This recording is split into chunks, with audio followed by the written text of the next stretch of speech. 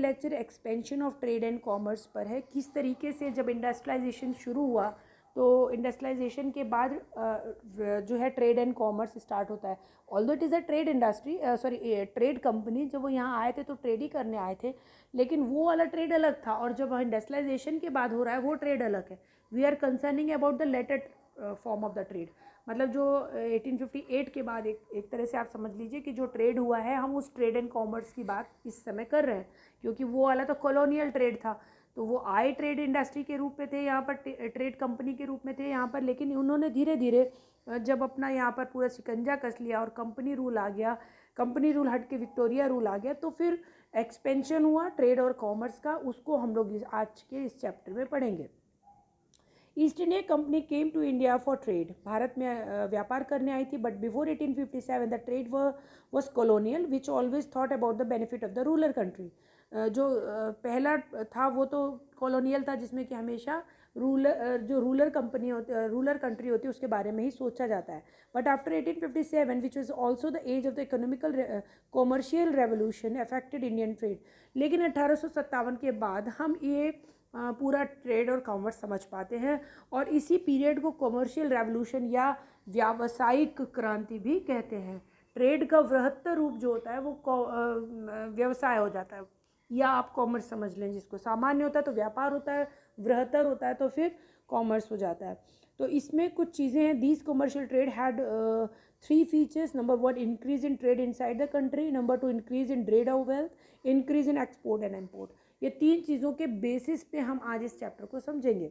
The first of all the trade was increase inside the country because of train, river and better roads. देखिए trade जो है वो भारत के अंदर भी तो चालू हुआ, बहुत सारी चीज़ें जो थी अभी तक ट्रेड के थ्रू लिमिटेड था, लेकिन जब हम ट्रेन के आ जाने के बाद या बेटर रोड्स के बन जाने के बाद हम देखते हैं कि काफ़ी ज़्यादा उसमें ये चीज़ें दिखाई देती है। The exchange between the village and city was increase. जो चीज़ें विलेज की थी वो सिटी में आने लगी और सिटी की चीज़ें विलेज में जाने लगे, तो exchange was increase. Although the imperialistic or colonial policy affected Indian economy a lot. All the Indian exchange, especially inside, were also affected by this policy. यद्यपि कॉलोनियल चीज़ है, भारत के हितों में नहीं बन रही, लेकिन जो चीज़ वो बना रहे हैं उसकी आदत भारतीयों को ज़रूर पड़ रही है। तो वो चाहे उनका कॉटन के कपड़े हो या चाय हो, भारत भी उसको तो यूज़ कर ही रहा है ना, और जब यूज़ कर रहा है तो वो एक्सपोर्ट भी हो रहा है inside the country. The production of goods which are beneficial for their use produce more and more, and these started used by Indians also, like cloths and other things.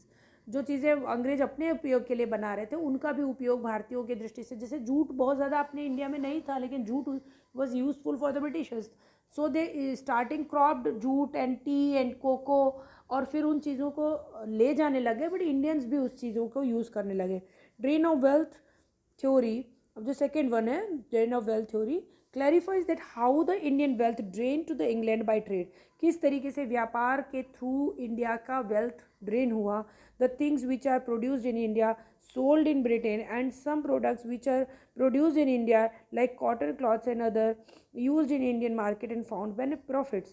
मतलब कि वो चीज़ें जो भारत में उगती थी वो क्लॉथ के रूप में वहाँ बिकने लग गई, और फिर मैंने आपको बताया था सेकेंड स्टेज में वहाँ भी बिकने लगी, यहाँ भी बिकने लग गई, और इस तरीके से जो ड्रेन ऑफ वेल्थ कहने का मतलब है पूरा का पूरा वहाँ जाने लगा। और lot of money gathered by the officers bye personal and other way also drained bye them in England. बहुत सारा धन जो था वो जो यहाँ के अधिकारी इकट्ठा कर लेते थे वो धीरे धीरे यहाँ से ले जाने लग गए, और वहाँ पर जाके बड़े बड़े लैंडलॉर्ड या इंडस्ट्रियलिस्ट बन जाते थे। Although export gain by huge profit but not for Indians. Export होगा तो नो डाउट एक्सपोर्ट होगा तो फ़ायदा तो होना है कंट्री का, लेकिन कंट्री का ruling India is ruled by the Britishers, तो फ़ायदा वो ले गए जा रहे थे।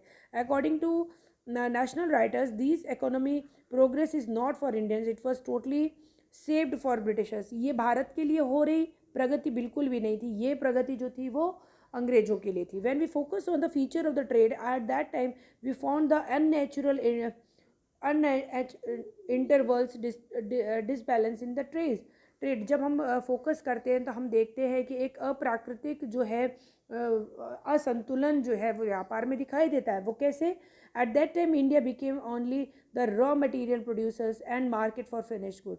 इस समय इंडिया केवल जो है इस प्रकार से बन गई है, उसकी पिछलग्गू टाइप की बन गई। पिछलग्गू मतलब कि used for the Britishers only, raw material produce कर रहे हैं और फिनिश गुड बेच रहे हैं, इस तरीके का उपयोग रह गया है भारत का।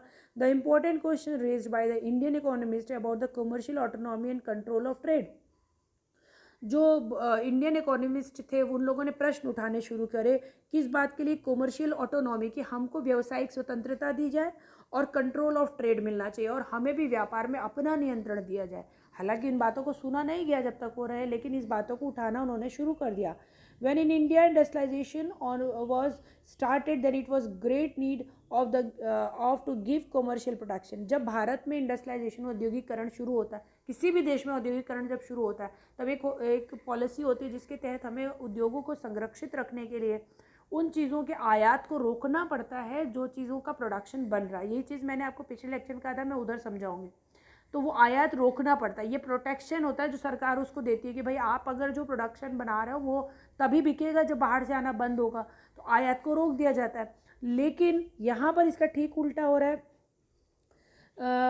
by increasing import duty of some product by India but was not free, so always their policies made to the favor of British traders। लेकिन वो क्या कर रहे थे? इम्पोर्ट ड्यूटी बढ़ा देते तो आयात ना होता, आयात कर यदि बढ़ा देते, लेकिन वो ऐसा नहीं कर रहे। वो आयात कर को बढ़ा करके भारतीय गुड्स को यहाँ फैलने ना दो, ऐसा नहीं चाहते थे। इसीलिए उन्होंने भारत में जो भारत के लोग उद्योग लगा रहे थे उनको संरक्षित करने की ज़रा सी भी कोशिश नहीं करी। Trade and commerce increased during these world wars, but also after the wars, goods and immediate after wars, the industries faced many problems। देखिए जब वर्ल्ड वॉर हुआ तो ढेर सारी सामग्री यहाँ पर बनने लगी, ढेर सारी वॉर इंडस्ट्रीज यहाँ पर डल गई। लेकिन व्हाट आफ्टर वॉर्स, वॉर के बाद एक्सपोर्ट इंपोर्ट बिल्कुल बंद हो गया, ट्रेड बिल्कुल बंद हो गया और उन चीज़ों को लेकर, उन इंडस्ट्रीज को लेकर ठप होकर के इंडिया बैठ गया। Hence we can see that British trade and commerce policy fulfill only the profits of the Britishers and India suffered a lot। और ये सारी की सारी पॉलिसीज़ केवल अंग्रेज़ों के हितों में थी। और जिस तरीके से बाकी फील्ड्स में भारत शोषित हो रहा था, ट्रेड एंड कॉमर्स की फील्ड में भी शोषित हुआ।